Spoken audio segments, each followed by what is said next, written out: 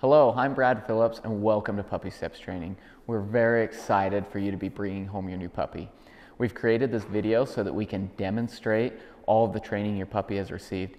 We also want to go over how to troubleshoot it and how to make sure that you continue with the training so that you can have a lifetime of success with your puppy. Before we get into that portion of the video, we need to cover some very important parts of the training program. And that's really just to cover what your expectations are and to cover our 3 secrets to success, if you will. So first, our expectations. We have very high expectations for your puppy, and you should too. But remember, they are still a puppy, which means they are going to make mistakes. You are not getting a perfect dog. I hope that wasn't your expectation, but if it was, I would suggest that maybe you run to Walmart and get a stuffed animal, because there is no such thing as a perfect dog. They are going to make mistakes, and it's important for us to teach them what our expected behaviors are. We got to teach them that you have high expectations, that you are going to be their new leader, because right now they see myself and our trainers as leaders. And so we want the same relationship to develop with you. And in order to do that, you have to be consistent, you have to follow through, and you have to manage your dog. So, first one, consistency. When we talk about consistency, that's both consistently rewarding and correcting. You have to have both. It's also important that your whole family is consistent across the board with what they expect from your puppy, and that we expect our puppies to follow rules. Dogs need structure. They need a pack leader, and so that's where you're going to come in. So it's important to use the same words across the board. So the first one, we have our marker, which is okay.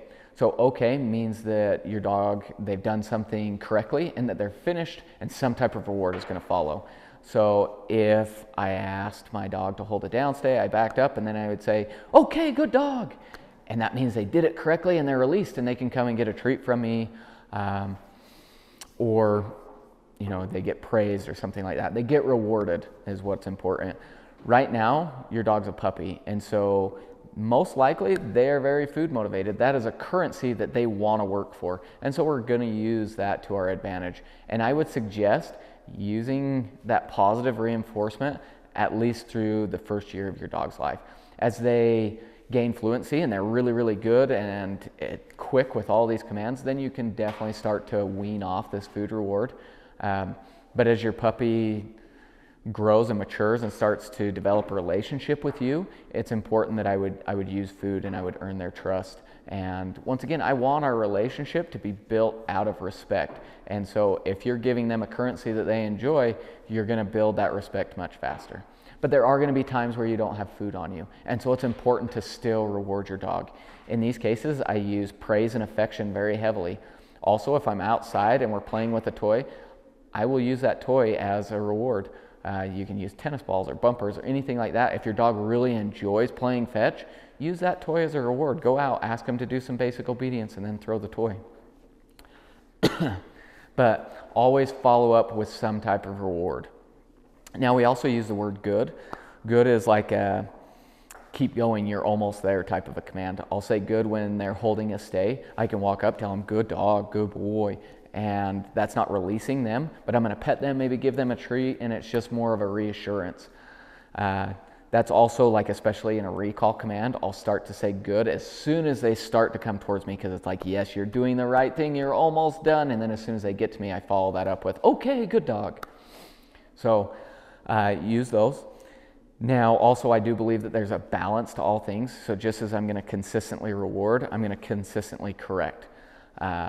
So when I correct a dog, I don't believe that you need to physically dominate your dog. I want our relationship, once again, to be built out of respect. And so my correction a lot of times is simple. If I'm working with a puppy and they break, I'll just simply tell them no, and then I'll have them do that behavior again. So just as important as the actual verbal correction is that reinforcement by having them do the correct behavior. So that's all it needs to be, is a simple no.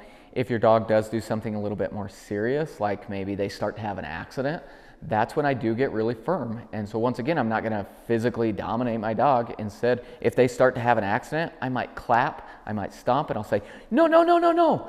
And I just get a lot more a lot more firm in that, teaching them like, no, no, please don't do that. Let's hurry and go outside.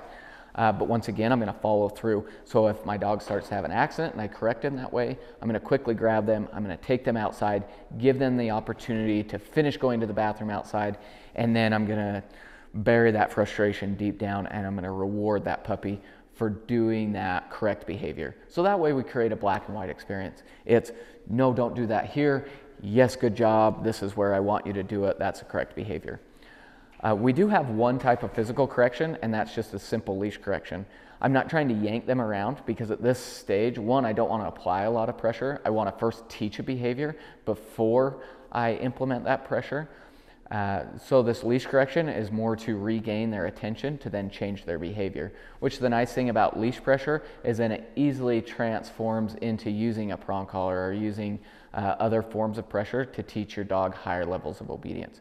But once again, first, before I start implementing too much pressure, I want to make sure that they understand what my expectations are. So remember, this is a balanced dog training program, which means you have to have both. You need that positive reinforcement so you can teach, but you have to have that correction so you can establish what your expectations are. So then our second point is that follow through. It directly correlates to being consistent. If you correct your dog and they ignore you, you have to follow through. You can't just say no and then let your dog get away with performing an incorrect behavior. So one of these that I see all the time is a recall command. So if I call my dog to come and they ignore me, I am going to get my dog. Now I'm going to calmly go and get them. I'm never going to chase after my dog. The other thing is when my dog does finally come, I'm not going to reprimand them. I want to be calm, but I want to teach them what the expected behavior is. So I will only say a command once. I expect them to follow through. If they don't, I follow up with a correction. So I'd say no, and then I'm going to enforce the behavior. So in the situation, if I called my dog to come and they ignored me, I'm going to go and get them. The tricky thing, or not the tricky thing, but the important thing is, say I did call them to come and they failed and I got 90% of the way there, and then my dog was like, oh, hey, what are you doing? And came running over to me. I will reward that behavior because I don't want to reprimand my dog for coming to me. I'm not going to get frustrated and get mad at my dog for coming to me because there's a chance that they were just so hyper-focused on whatever was going on that they didn't register that you called them. Now, there are times where a dog might blatantly push the buttons. So another good example is jumping on a couch. So we have the command off. If one of my puppies came and hopped on this couch and I said, off, and they looked at me like, oh, what are you going to do about it? At that point, I mark that behavior, I say no, and I go over and remove that puppy. So I am teaching them that that is not acceptable, this is what is acceptable. So you have to follow through, because if you repeat yourself, if you just sit there and you're like, no, Fluffy, off, Fluffy, Fluffy, get off, your dog's not registering that as a correction. They just think you're barking just like they bark. So instead, the moment that they choose not to obey, I mark that behavior with that correction, and then I reinforce. It's important to remember that what you reinforce will get replicated. So reinforce good behaviors. If your dog is in control, they're sitting next to you, just hanging out, I'll pet them, I'll praise them. That's what I want. I want to reinforce that behavior. So catch them doing good things. But same thing, if your dog starts to pull, immediately correct that behavior. Teach them what your expected behavior is. So be consistent, follow through, and manage your dog. So management is going to be one of the most important things you do, especially over this transition period.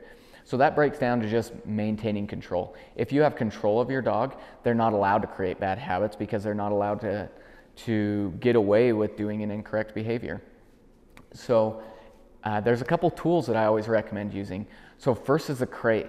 The crate is your biggest asset, because as you bring a puppy home, you need to maintain 100% supervision. You need to know where your puppy is at all times, what they are doing at that moment. And so there's going to be times where you cannot do that. You need to focus on your kids, or you need to focus on making dinner, or you need to go take a shower.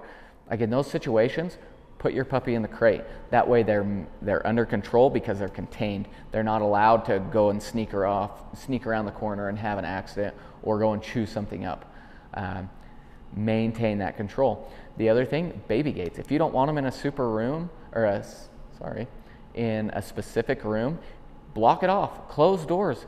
Don't allow access. Remember that freedom is earned. It is not a right in your home. As you bring your puppy home, they earn that freedom.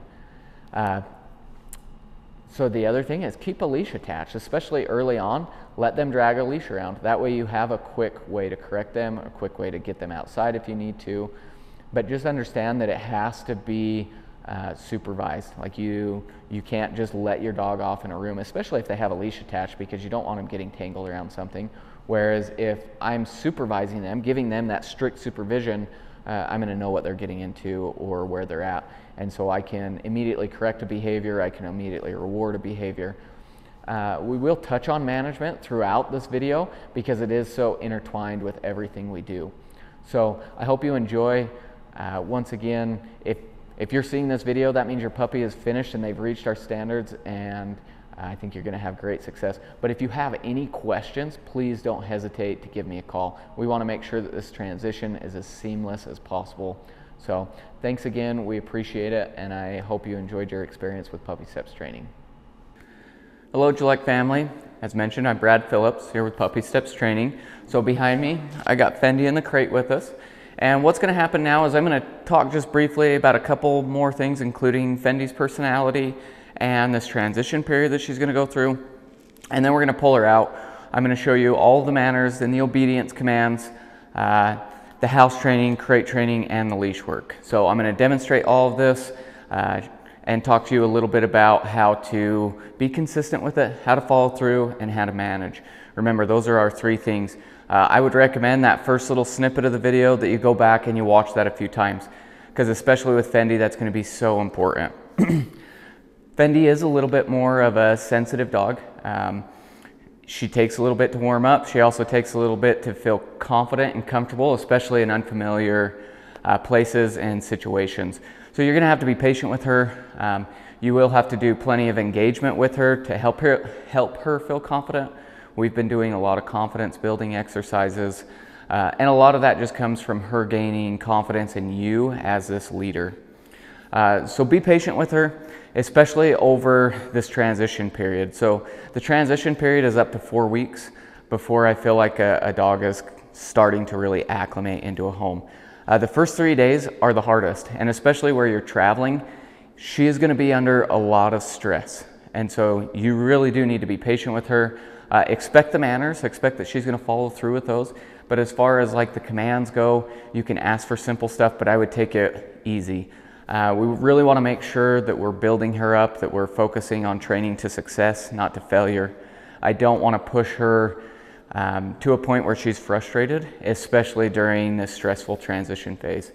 So over the next 3 days, you'll probably notice that she'll be a little bit more mellow. She'll probably try and test the waters a little bit, mainly because she doesn't know whether you have the same expectations that we do or not. Also because you're kind of foregoing the live demonstration. You're not having a chance to really work with her, with us. And so we're not kind of kick-starting that transition. So be patient with her, focus on bonding with her. You'll also notice over the next 3 days that she'll probably lose her appetite, get a loose stool, and have to go to the bathroom more frequently. Those are all common side effects of stress. And so it's going to be the worst over the next 3 days. Like I said, focus on bonding with her and creating a relationship.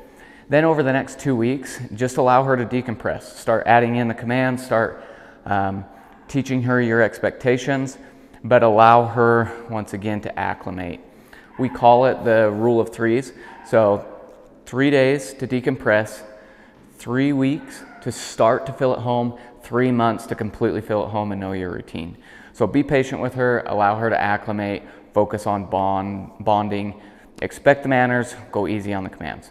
So with that, we are going to jump into the manners. So the first one I'm going to show you is her gates and her doorways. So this applies to any time I'm letting her out, like whether we're going outside where she's coming out of the crate, coming out of a kennel, or we're going through a doorway together. Now my expectation is that she stops and waits for me to release her through the doorway. She doesn't have to sit or lay down. She just has to show that she's in control and she's paused. This does not apply to a door that's just been open for the last 15 minutes or just basically an archway. If you want those type of boundaries, you're going to have to be consistent in teaching that. For this, it's anytime that basically we're going through together or I'm letting her out of being contained. So I'm going to let her out. So what you'll see is once again, I'm looking for her being in control.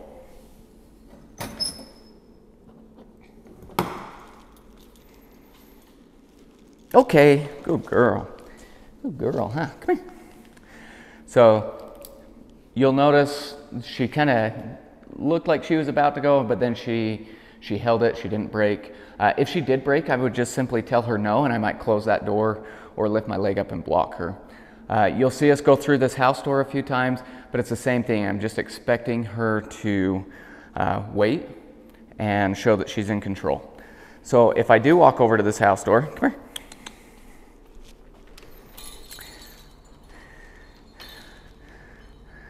So you can see she's just waiting, she's standing there. This is just fine. Okay. Good girl. Outside. And then we can just turn around and come right back in.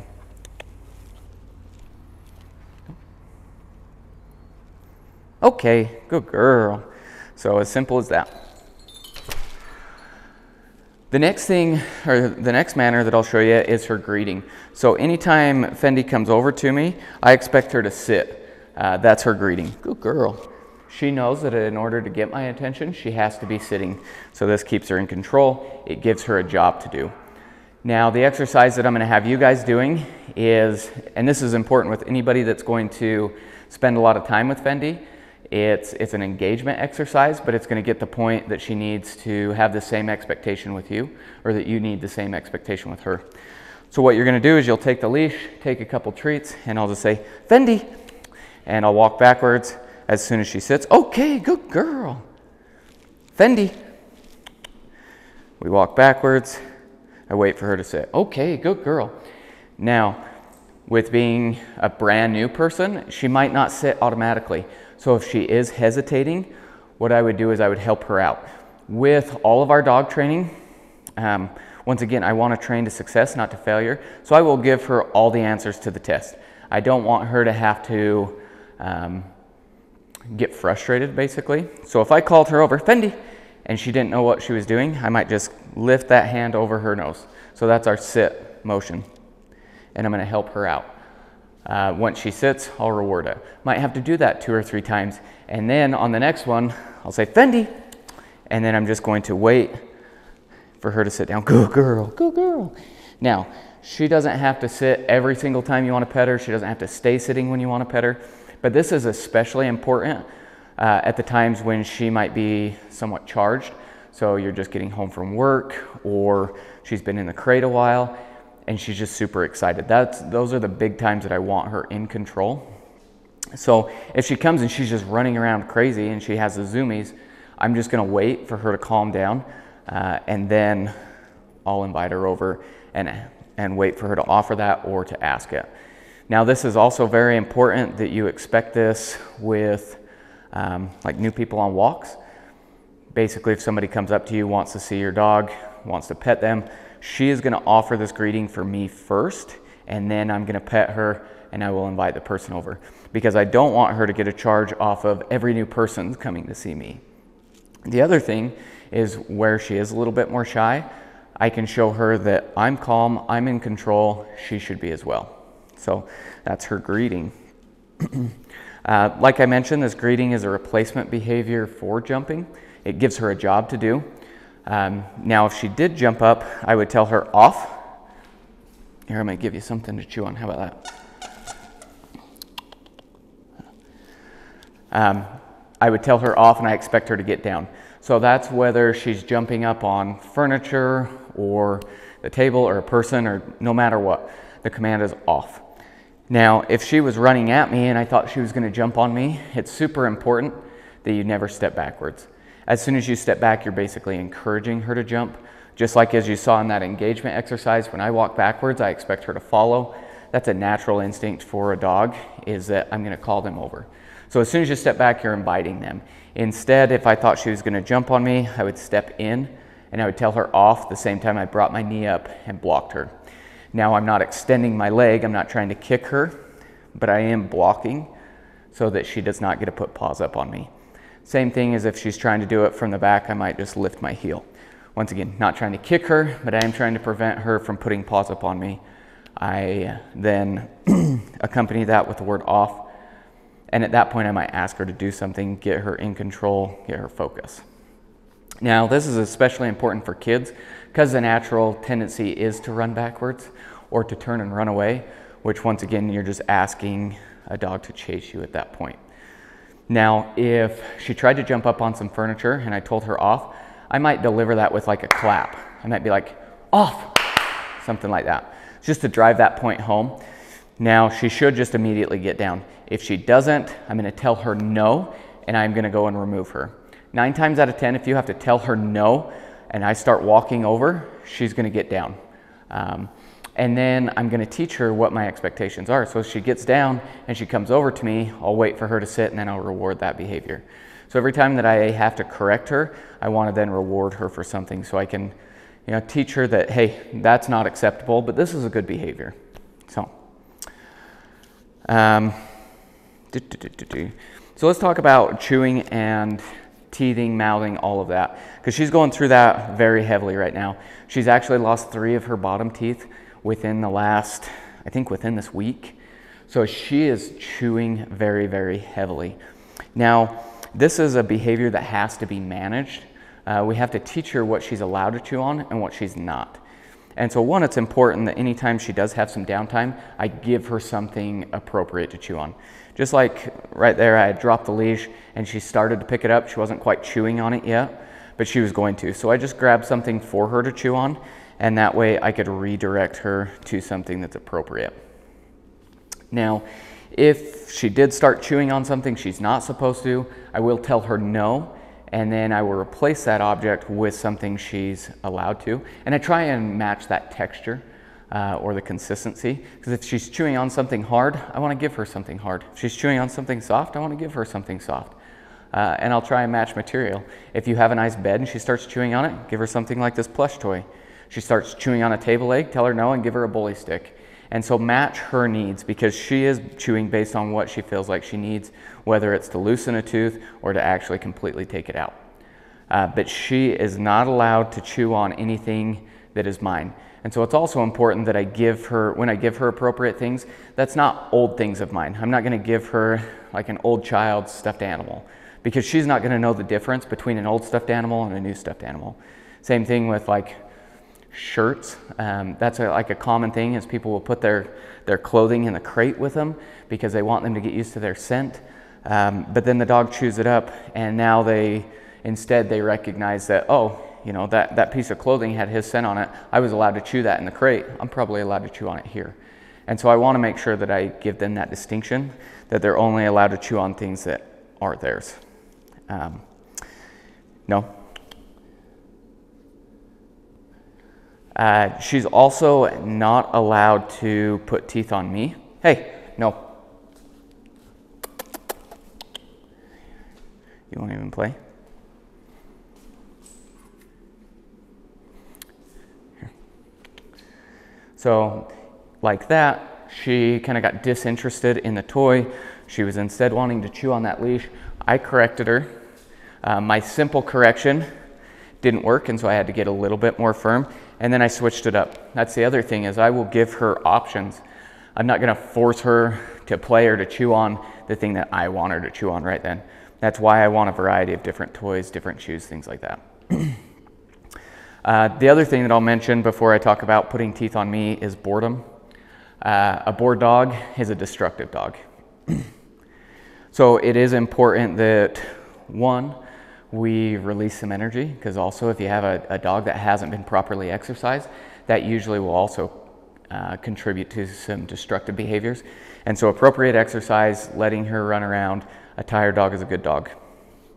Now, once again, anytime she does have some downtime, even if you're putting her outside, you got a yard that she can run around in, Dogs won't enter, or they won't exercise themselves. Instead, they'll find something to entertain themselves, and that can be digging, chewing on something they're not supposed to. So even in that situation, I give her something to do. I'm a big fan of interactive toys, as well as just something that's going to be long lasting, that's high value. So sometimes if I have to leave my dogs outside or leave them in a crate for a while, I'll give them marrow bones. These bully sticks are good, they just don't last quite as long, but giving her something to do is huge. Also, not giving her free access to all of her things is important, because just like a child will get bored with their toys, she will get bored with hers and she'll go find something else to do. So the moment that she decides that she's done with this bully stick, I will pick it up and put it away. So mouthing, this has been a big one for Fendi. So she'll come up and she'll want to stick my fingers in her mouth, or she has that natural herding instinct. So sometimes she would come up and grab my pant leg. That is unacceptable to me. I immediately tell her no, and I will correct that behavior. If she puts anything that she puts in her mouth of mine, like my hands, my pant leg, shoelaces, I will then grab her muzzle. I'm not squeezing on it, but I will curl her lips around her teeth so that if she's going to bite down on my stuff, she's going to bite herself. I'm not doing that forcefully. It's not to inflict any harm. It's just to put a little bit of pressure so she understands that that's not okay. And same thing, if she's repeatedly wanting to do it, then I'm going to give her something to chew on.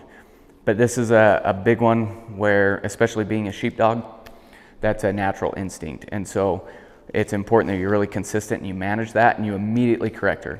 It may be cute for a minute, but after she gets big and she comes up and grabs your hand or knocks you over because she's trying to grab your pant leg, it's not cute anymore. So immediately correct that. We've also taught her to release things on command. So that's our drop it command. When I ask her to drop it, I expect her to physically release it and then to focus on me. Now, I will also use her name, because like right now, she's really heavily invested in that bully stick. And so if I just said drop it into the wind, like she's not going to recognize that. So instead, I'm going to say, Fendi, drop it. Give her a second. No. Good girl. Now, you'll notice that she didn't immediately drop it, but then I gave her one prompt, which was a no, and she immediately released it and looked at me. With a lot of my commands, I give her a second to process. With drop it, if it seems like she's just heavily focused in on the object, I'm going to quickly correct that. And like I said, what she did there is just fine. She fixed her mistake as soon as I corrected her. Good girl. So I'm going to give it back to her, and we'll try again. This is a command that we want to practice a lot, and I would like to keep it positive. So, Fendi, drop it. Good girl, good girl. And just like that, I gave her a second, she spit it out, and that was perfect. Okay, good girl. And then I'll give it back to her. Fendi, drop it. Good girl. Good girl. Okay, okay, good girl. So just like that, she spits it out. And right now, I'm giving her that bully stick back as a reward. If I was playing with her, that toy would then be the reward. I would immediately throw it. She's not really in a playful mood right now, so the toy didn't seem really interesting to her. I picked it up and tossed it, and she just wanted to chew. But when I am playing with her, I want to make it a game, or that drop it a game. So the moment she drops it, I then throw it. She gets to go and get it. Now, if I were taking this away, that's when I would give her a treat. So other than that, I'm not going to give her a treat for dropping like her toy or this bully stick. Instead, once again, those are the reward. But if I'm going to take it away, I'd say, Fendi, drop it. Good girl, good girl. And then I would give her a treat because I'm going to take it away. Good girl, come here. So her meals, anytime I feed her, I expect her to hold an automatic sit-stay. Most of the time, if I shake that bowl, she's going to sit down, and I don't have to tell her to stay. Now, if she broke, I would pick that bowl up and then tell her to stay.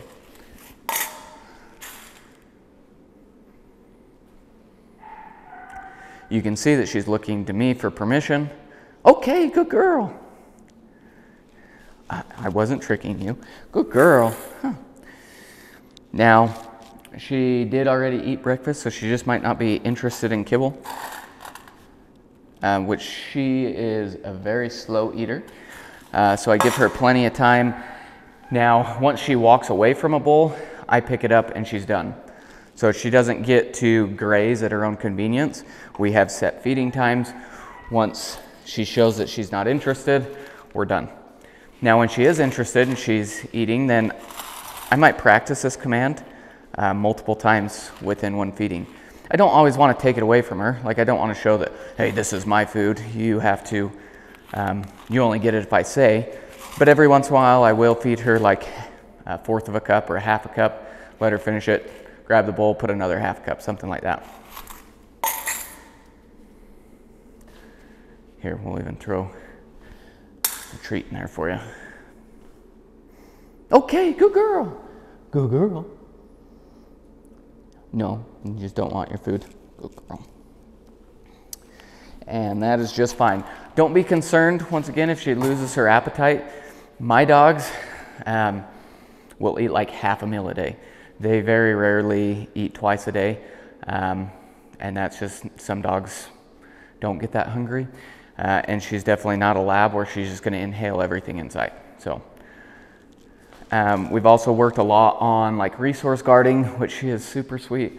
I have never seen her display any type of aggression, whether it's, once again, resource guarding, defensive, anything. She is just super good that way. Also, along with that, we've worked on like handling her. So I want to make sure that she's comfortable with me handling her nails. We've clipped them. We've trimmed around, you know, her face and her rear end. She's gotten used to a blow dryer. She is very good with being handled. Now, once again, she is a little bit nervous sometimes. And so I'm going to make it very rewarding when I introduce this stuff. Like when we're blow drying her, I'm giving her lots of feedback. I'm telling her that she's a good girl, giving her treats, making it so that it's a very positive experience. If you just wrestle her down, that's not positive, and then she's not going to like it anymore. So same thing with the bath. I might pause if she seems really uncomfortable and just let her stand there and reward her for just standing, just being there, being in control. There's no need to, well, there's just no need to make it negative. We can take time to make sure that we build her confidence and help her feel secure in those times. And continue to handle her the same way they would at the groomer and at the vet. Make it positive so that she doesn't have any real struggles that way. Good girl. Good girl, huh? Lastly is gently. This is our last manner. I expect her to take food very, very softly. She's also expected to take food with all four paws on the ground. So if I presented her a treat and she reared up, I'm just going to take it away and say no, gently, and then I expect her to use her lips. She has a very soft mouth, but if she ever gets too excited, just take it away and tell her gently. So with that, we're going to move into our commands. All right, so the first command I'm going to show you is her place command. So we really like using these elevated beds. Gives her a very clear boundary, and it's just very easy for them to understand. So when you're starting out with a place, especially anything new that you're asking her to go on, you want to start right next to it. So I'd say, Fendi, place, and I'm just going to step and point. Once all four paws are on, okay, good girl, good girl. I'm going to tell her good girl, and I'm going to give her a treat. Now, if I tell her place, it's an expected stay. So I shouldn't have to tell her to stay, it's just expected. Periodically, when I'm adding new distractions, I'll go up and tell her, good girl, and I'm going to give her a treat. I want her to get more treats while she's on the bed and no treats when she comes off. So by doing this, I'm not building a charge. She knows that if she stays there, she's going to get treats for checking in. But once I release her, that release is the reward. Now, Fendi can stay on her bed for a few minutes. Now, with new places, especially something that's maybe a little bit harder to understand than this elevated bed, I would have shorter times, or I'd be sure to constantly go in and tell her, good girl, and just reaffirm what we're doing. Okay, good girl. You can see that she really loves that bed. Hi, that's a good girl, that's a good girl. Huh. And so once again, it's just Fendi, place. Now, if she hesitates, I'm not going to repeat myself. The commands are one and done. I'm just going to wait, and I'm orienting my body language to the place. Okay, good girl. Now, same thing for the crate, as I'll just tell her, Fendi, crate, and I'll orient my body language to the crate. Give her a treat when she goes in, and not when she comes out. Now, she can stick her head out when I have the door open, but no pause. She's expected to stay until released. Okay, good girl, good girl. Fendi, crate. Now, if she hesitates, I can just tap on top. Okay, good girl. Now, the crate command is one that you're gonna wanna practice a lot. Don't just use it when you're gonna lock her up. Lock her up. Because if you do that, she's gonna get to the point where she does not wanna go in because she associates it with you leaving her. So keep it positive, keep it fun, have her go in and out a whole bunch of times throughout the day. Now, if she locked up and she was like, nope, I don't wanna go in the crate, and I asked her, first I'm just gonna stand her for a second. But if she tried to walk away, I would tell her no, then I would take her by the collar and guide her in. With everything that we do, she does not get to just opt out, basically. She doesn't get a turn and walk away. The moment that she does that and you let her get away with it, no, is the moment that she starts to test everything. You're just wanting to chew on the leash today. Huh. Now, also, if she goes on the bed or she goes in the crate on her own, she's free to get off whenever she wants. It's not once you're on there, you have to wait for me to release. It's if I send you there, then you have to wait. Now we have 3 hand signals. So the first is sit, and it's just that scoop up over the nose. Second is down, and I'll take my palm flat to the ground, and I'm standing upright. And then stay is a stop sign. Oh, that's a good girl. That's a good girl. So sit, down, stay. Fendi, come here. I'm gonna get her up. Come here. You are just so tired, huh? Good girl, good girl. So, Fendi, sit, down,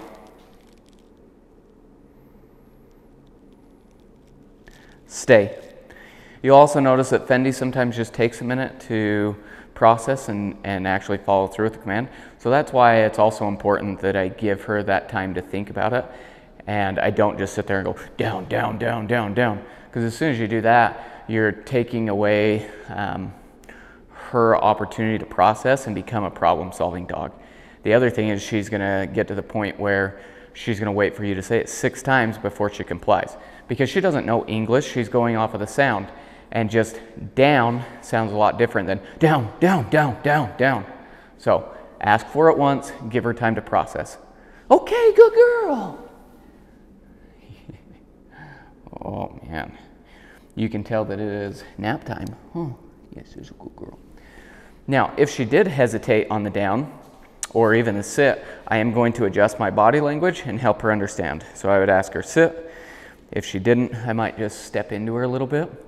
And if I asked her down and she didn't go down, I'm just gonna gradually move my body language and orient it to the floor. And if I needed to, I would go all the way down. Giving her those cues is a lot more beneficial than getting frustrated. And if she ever got hung up, like if she just kept breaking stays, I'm gonna break it down because for whatever reason, the reason that she's breaking, something's too hard, whether it's a distraction or whether it's an internal factor. And so it doesn't matter whether she did it the day before. If she's having a hard time doing it today, then I'm gonna simplify it. She breaks once or twice, that's fine. We'll just tell her no, do it again. If she breaks a 3rd time, I am going to help her succeed and I'm gonna give her an easier option, but I'm always gonna end on a correct behavior. That's a good girl, huh? Okay, last command I'm gonna show you is a leave it, and I'm gonna grab some good stuff. So, got me some hot dogs. I also put a leash on Fendi so that I have a way to manage her. So what I'm gonna show you with leave it is anything that I ask her to leave, I expect her to continue to leave it while we're in the same area. And she understands, or she has to understand, that whatever I ask her to leave, it's forever forbidden. It's not wait a second, and then I'll release you and go and eat it. No, it's forever off limits. So we only use this for things that I can take Fendi away from, or I can take away from Fendi. Never permanent fixtures or objects in your home. So I'm gonna drop this treat on the floor, something that she has been eating, and I'm gonna ask her to leave it. So we're gonna drop it right here, make sure she sees it. Good girl. It's not a trick yet.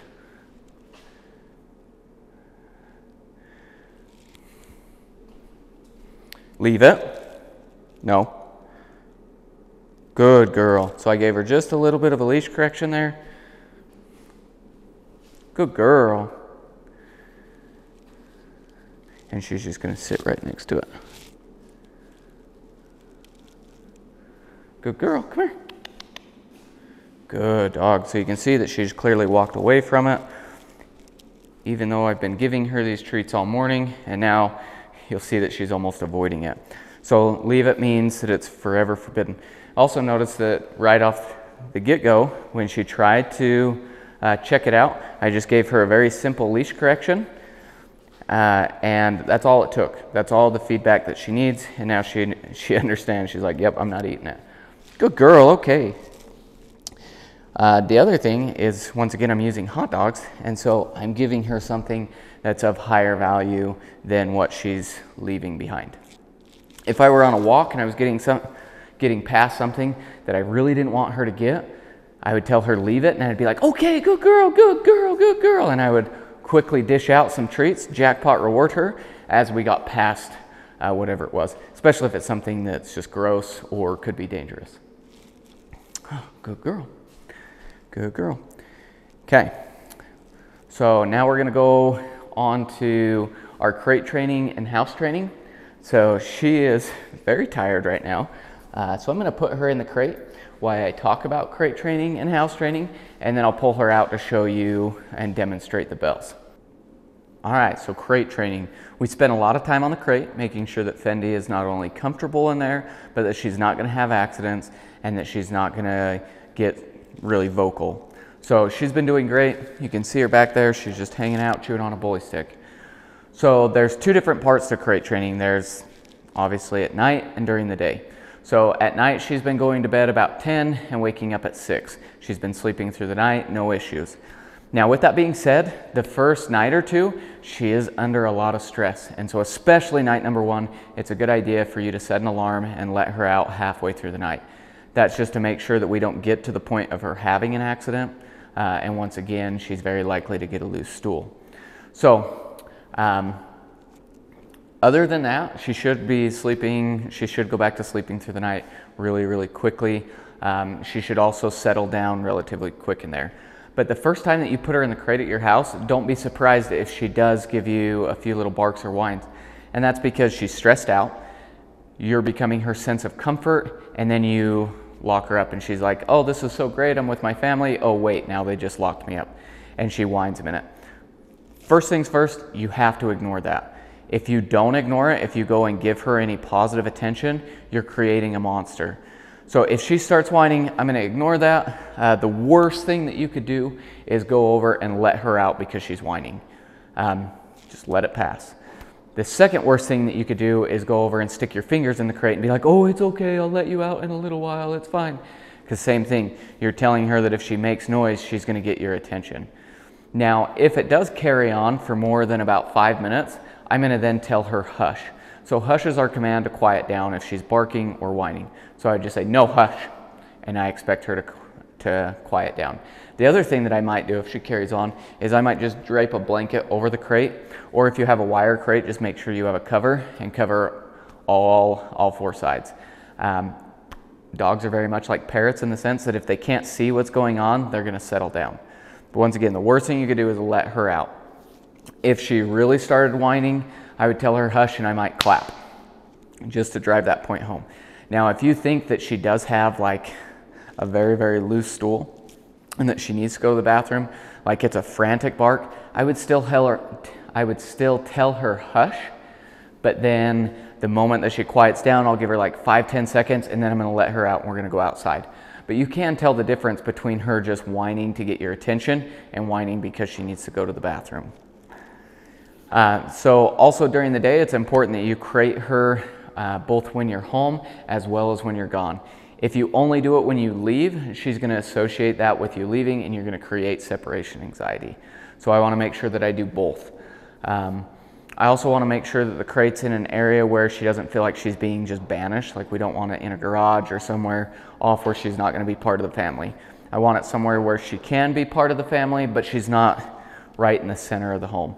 Especially if you have a wire crate with a dog that's already a little bit more sensitive. If it's just this wire crate in the middle of the living room, that's going to build anxiety in her. Put her somewhere where she can see, she can be part of the family, and that she can just hang out and relax. It's also important that you don't put her in the crate the exact same time during the day and take her out the exact same time. Basically, like, dogs do well with routines, but if you always put her away right at 10:30 because you have to leave at 10:45, then you might create a dog where she starts to sense like, okay, it's time to go in the crate. I don't want to, so I'm going to try and escape. Or on the other hand, if you always get home at 4, she's going to be able to basically tell time of what time you're supposed to be there, and if you're late, then she might be whining till you get there. Or if you walk in the door and you always immediately go let her out first, then you're going to build a charge to the point that the moment you walk in the door, she's like, oh my gosh, they're home, I need out, and she's going to freak out. So instead, I might come home, I might get a drink, go to the bathroom, but I'm not going to let her out until she's calm.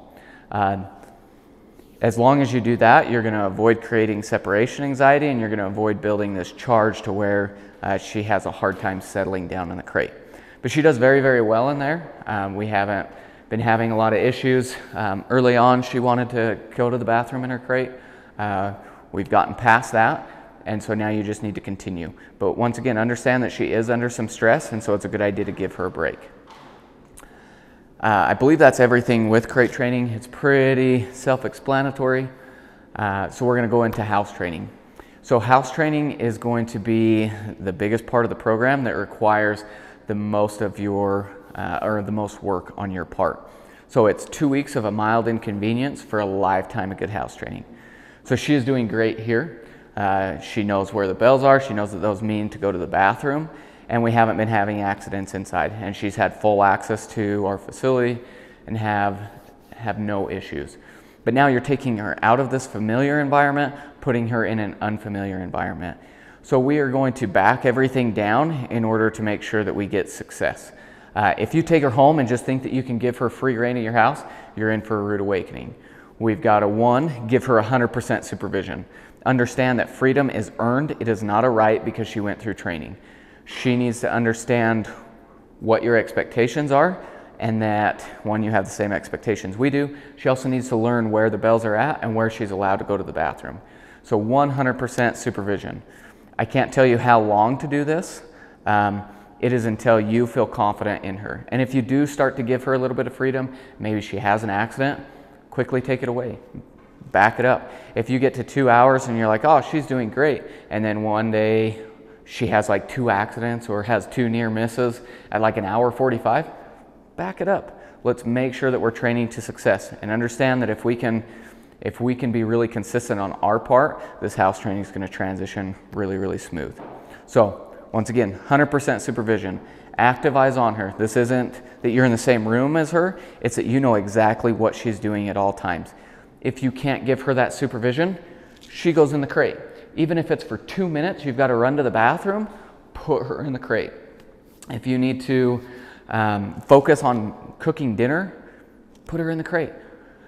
If you are watching a show, you can move her bed right next to you and give her something to do, give her something to chew on. But the moment that she gets up and maybe wanders off, I'm following her or I'm calling her back. She doesn't get to just roam.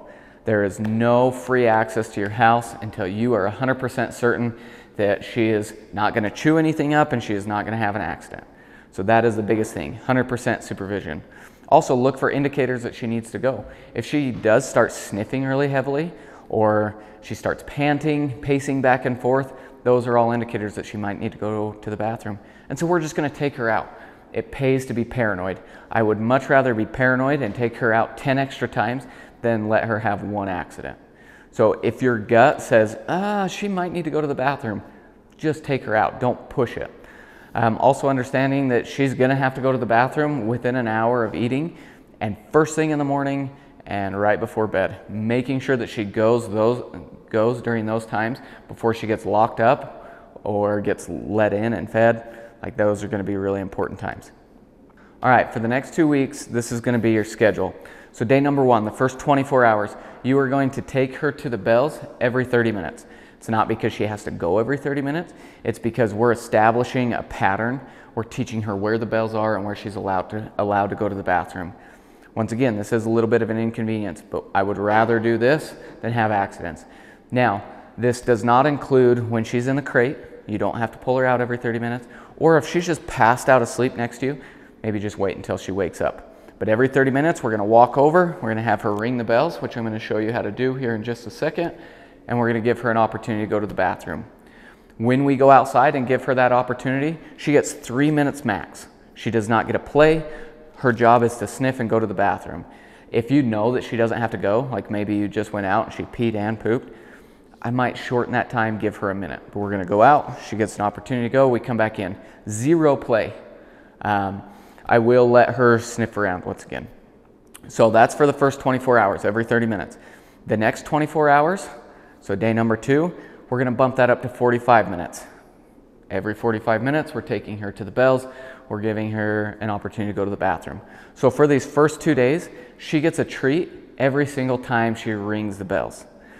On day number 3, you're gonna go to an hour. At this point, she no longer gets a treat for ringing the bells. She only gets the treat when she goes to the bathroom. So every hour, day number 3, we're taking her to the bells, she's going out. If she goes, she gets a reward. If she doesn't, it's a neutral experience, we come back in. I would stay at an hour for the remainder of that first week. So that's gonna be 4 days. And that's just to allow her to transition. With stress, it mixes up their bowels and everything kind of gets out of order. So we want to stay ahead of that schedule. After that first week, then you can gradually bump it up to 2 hours over the next week. Now, once again, if you hit an hour and a half and she looks like she's going to squat or she keeps having to go out at an hour and 15, back it back down. Dog training is a lot of hills and valleys, but we want it to be upward progression. So stay at 2 hours for probably the first month. Now you'll notice, because you're taking her out so often, that she might not go and actively seek the bells out on her own for the first 2 weeks. Once again, that's because you're taking her there so often. We're teaching her this pattern. We're showing her that it's the same thing at your home as it is here. But the biggest thing, 100% supervision and giving her that opportunity, getting ahead of her schedule.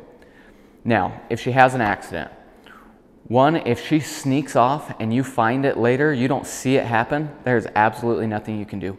That's not her fault, that's your fault. 100% supervision is a must. If she's gonna have an accident, I want it to be right in front of me and I wanna see her in the act. As soon as I see her start to squat, it's no, no, no, no, no. And I'm gonna grab her and I'm gonna run her outside. I am not gonna take her and kick her outside and then go clean up the mess. I am going to go with her and I'm gonna give her an opportunity to finish outside. Once she does finish, then I bury my frustration deep down and I reward her. And I'll say, okay, good outside, good girl. And I'll give her a treat. And that way I'm creating a black and white experience. It's absolutely not, you do not go in here, yes, good girl, this is what I want. The biggest mistake you can make is if she starts having an accident, to kick her outside and then she gets to go and run and play and you're not there to make sure that she's just going to the bathroom, because then you're creating a different association. So 100% supervision, like I said, that's the most important. Now I'm gonna pull Fendi out and I'm gonna show you how to target the bells. All right, Miss Fendi, you're a little more awake. Okay, good girl. Okay, so the first thing you're gonna do is I'm gonna target the bells off of the door. So you're just gonna do this one time at your house. It'll be the first day that you get her home. So I step on the leash so she can't just wander away. And I'm just gonna hang the bells right here next to her. And I'm just gonna wait for her to touch them on her own. Okay, good girl. Just like that. My body language, my eye contact, everything is on the bells. Okay, good girl, good girl. I'll do this. Okay, good girl, 3 or 4 times. Okay, good girl. And then I'm gonna hang them back on the door. Like I said, you're only doing this 1 time. Now they stay on the door, and every time you go to take her out, you're gonna go up to those bells. And so I'd walk over, and I'm just, same thing, stare at the bells. Okay, outside, good girl. Okay, outside, good girl. And then I'm gonna take her out. Expecting her to wait at the doorway. Okay. Let's go.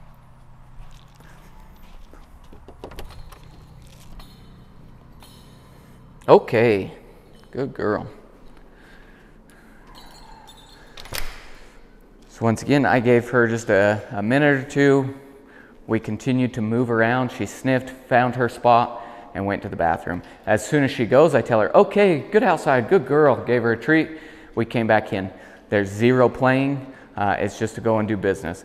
That is the one time that I give her the full extent of the leash, and I'm going to allow her to find her own area, or to sniff and not just strictly focus on me while on the leash. Now, if you guys were going outside to play and she ran ahead and then went and touched the bells, I would take her out to the bathroom, and then I would bring her back in, wait 20 seconds, and then go back out. But if she touches the bells, then you have to just go to the bathroom. You can't go outside and be like, well, we'll go pee and then we'll go play. The bells have to, the association has to be that they just mean to go to the bathroom. Okay, so last thing we're gonna do is we're gonna cover her leash work. So I'm gonna adjust the camera. All right, so with the leash work, we take her on a few different types of walks. The first one I'm gonna show you is a heel. That's where we're on a short leash. She's expected to walk right next to me and keep her focus on me. She's not allowed to go and sniff or to interact with anything that I don't give her permission to. So this is a very strict walk. This is when you're in public or you're avoiding distractions. This is not an exercise walk. This will not burn off any energy. Instead, this is just a heavy mental stimulation. So your primary walk, especially if you want to release some energy, should be done on a longer lead, somewhere where she can run and check everything out. A heel is business. So you notice I have just a 4-foot leash on. I give her about 1 foot of it. My rule of thumb is if she's next to me, I go to the edge of my thumb and forefinger, pinch that, wrap that. So she gets about 1.5 feet. Now I use my leash to give her direction. So I give her a little bit of leash pressure back. See how she sat? She's giving into that pressure. She understands that I'm asking her to do something. Usually that means to move back, like I'm going to walk in front of her, or I expect her to sit down. Same thing if I was walking this direction, I'd give her a little leash pressure that way. I'm not yanking on her, I'm just giving her a clear set of instructions. Now, if I needed to correct her for pulling, it's 2 pops. So it's just pop, pop. I'm not yanking, it's pop up. It's to regain attention to then change behavior. So for her heel, I'm going to tell her heel, and I'm going to reward her when she focuses on me. She does have a pretty slow pace, and so sometimes it's more going at her pace, but I expect her to be by my side. And so it'll look like this. Heel. Oh. Good, good girl. And when I'm on a heel, I'm giving her a lot of feedback. Good girl, because like I said, we use this when we're in areas with distractions or passing through a crowd, anything like that. Good girl. And I'm going to continue to tell her good girl and reward her while she's walking with me politely. Now obviously we're doing this inside because it's been raining. But my expectations are the same outside. In fact, I think she has a better heel outside because she's like, why are we walking inside? Huh? Now when I stop, I expect her to stop and I expect her to sit down. Nope. If she doesn't, I give her just a little bit of leash pressure back. Good girl. And expect her to sit down.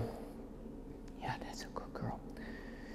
Now, doesn't matter what kind of walk we're on, she's never allowed to pull. Especially though, on a heel, she has to focus on me. If not, I'm going to give her that clear direction with the leash. Now we have kind of three levels to pulling. Because every once in a while, they're just like looking at something and don't realize that maybe I veered off a little bit.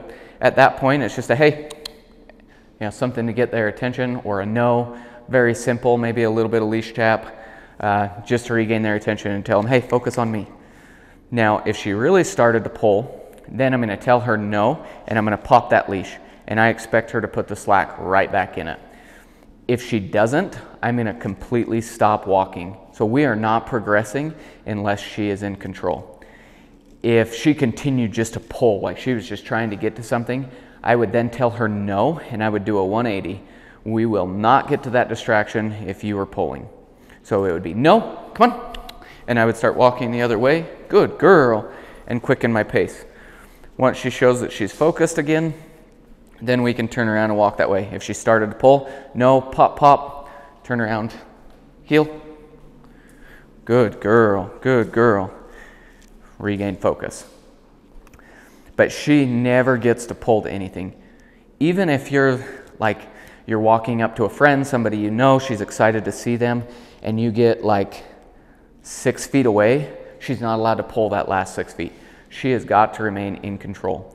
If she gets to pull this far to somebody and then gets pet, that is reinforcing that behavior, and now you're going to have a dog that wants to pull to people. That's why I mentioned in the beginning with the greeting, if I am going to meet somebody, I ask her to sit for me. Fendi. She sits down. She gets attention. Good girl. Good girl. Then I can invite that person up. They can greet her. After that person leaves, I get Fendi's attention, reward her, and then we continue on our way. But she never gets to pull to anybody. What do you smell? So that's our heel. I'm now going to switch leashes and talk about our long lead walk.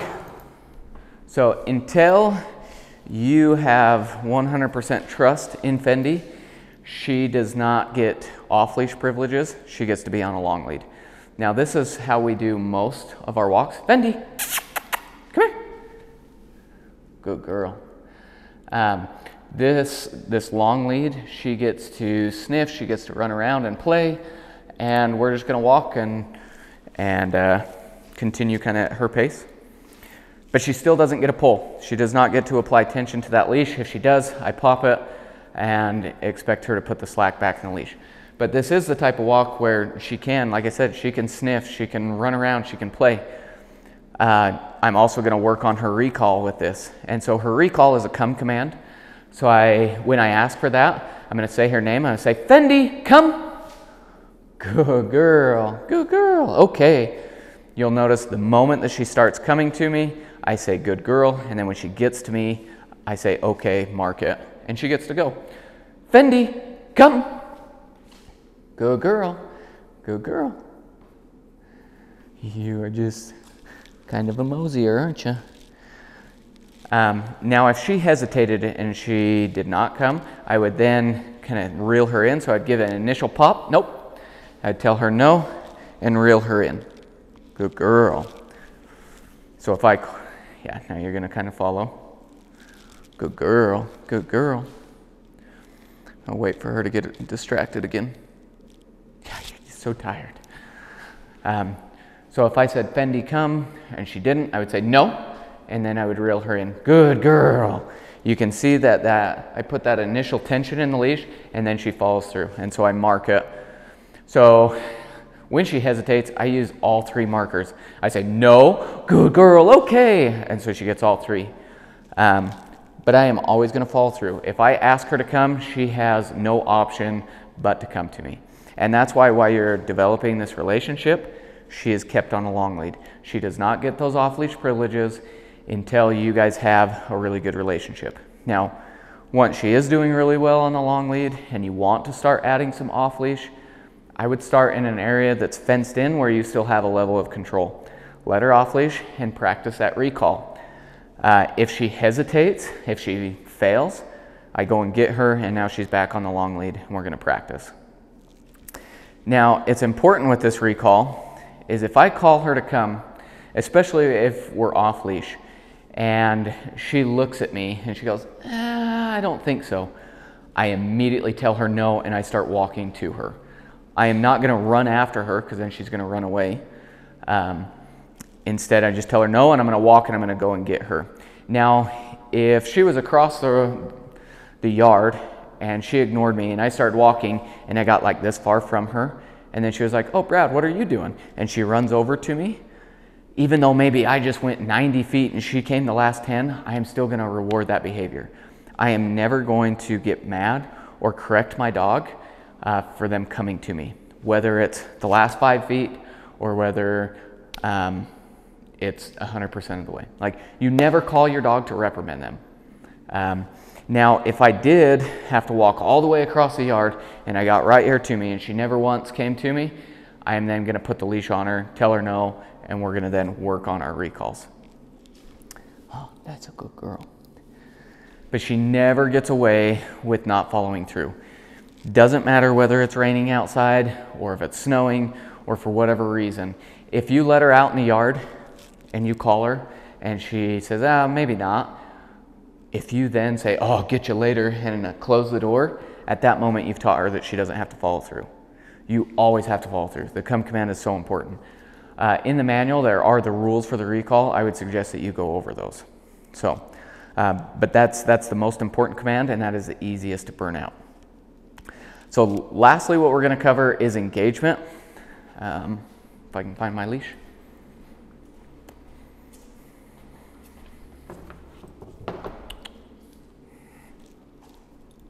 Good girl.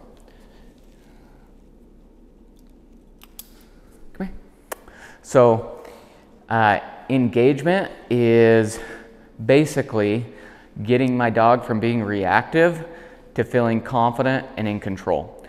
So you're going to have to do this with Fendi. Like I said, she gets a little bit nervous of different things, and she's not one that she'll like really alert. She's not going to get aggressive, but it's more her wanting to move away from it. And so if I run into a distraction, she starts to react, then I'm going to engage with her.